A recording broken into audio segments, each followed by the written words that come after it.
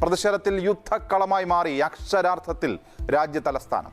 ഇങ്ങനത്തെ പ്രതിസന്ധികൾ ഉണ്ടാകുമ്പോഴാണ് യഥാർത്ഥ നായകന്മാരുണ്ടാവുന്നത്.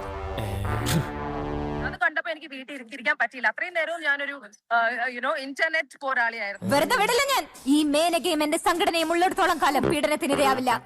ആരിങ്ങനെ ജീവിക്കും നിങ്ങൾക്ക് വേണ്ടി? ഞാൻ എല്ലാം ഷെയർ ചെയ്യുമായിരുന്നു, ഞാൻ എല്ലാം റീഷെയർ ചെയ്യുമായിരുന്നു. Because it was bothering my brain as a citizen of the country that this is happening in my country.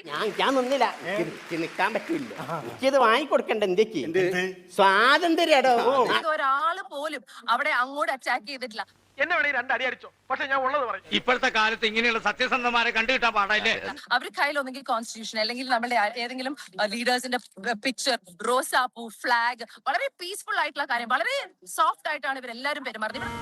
സത്യമാണോ ഈ പറയുന്നത്? സത്യം ആയില്ലെങ്കിൽ ഭഗവതിയാണ് സത്യം. ഇവിടെ വന്ന ഇവിടുത്തെ എൻവയൺമെന്റ് നിങ്ങൾക്ക് മനസ്സിലാവും. നമ്മുടെ രാജ്യത്തെ യുവാക്കളാണ് ഇവിടെ. എന്താണിത്?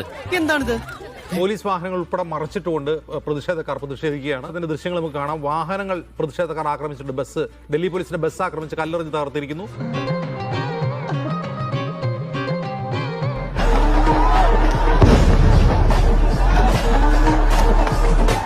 റോസാപ്പൂ, ഫ്ലാഗ്, വളരെ പീസ്ഫുൾ ആയിട്ടുള്ള കാര്യം, വളരെ സോഫ്റ്റ് ആയിട്ടാണ് ഇവരെല്ലാരും പെരുമാറുന്നത്. സംശയമൊന്നുമില്ലല്ലോ. വലിയ തോതിലുള്ള ആക്രമണം ഡൽഹി പോലീസിന്റെ വാഹനങ്ങൾക്ക് നേരെ ഉണ്ടായിരിക്കുന്നത്. നിലവിൽ 4 വാഹനങ്ങൾ പൂർണ്ണമായും ഈ സംഘർഷത്തിനിടെ തകർത്തിരിക്കുകയാണ്. അവൻ അങ്ങനെ പറഞ്ഞു. ഇനി ഒരു നിമിഷം പോലും ഞാൻ ഇവിടെ നിൽക്കില്ല. മധു, ഇവളുടെ ജാതകം കൊണ്ടെടുത്തേ.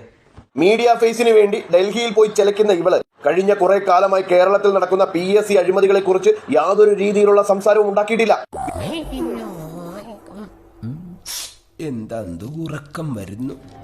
വിദ്യാർത്ഥികൾ സെക്രട്ടേറിയറ്റിന് മുന്നിൽ കിടന്ന് എഴയുന്നത് കണ്ടിട്ടും യാതൊരു അക്ഷരം മിണ്ടിയിട്ടില്ല. ഇതാണല്ലേ നിന്റെ കയ്യിലിരിപ്പ്. നിന്റെ രോഗം എന്താണെന്ന് എനിക്ക് മനസ്സിലായി. കലാപം ഉണ്ടാക്കാൻ വേണ്ടി മീഡിയ ആഹ്വാനം ചെയ്യുന്ന ഇവളെ അറസ്റ്റ് ചെയ്ത് അകത്തിട്ട് നല്ല ഇടിയിരിക്കണം എന്ന് തന്നെയാണ് ഒരു കേരളീയൻ എന്ന നിലയിൽ എനിക്ക് പറയാനുള്ളത്. തന്നെയൊക്കെ എന്ത് ചെയ്യണമെന്നറിയാം?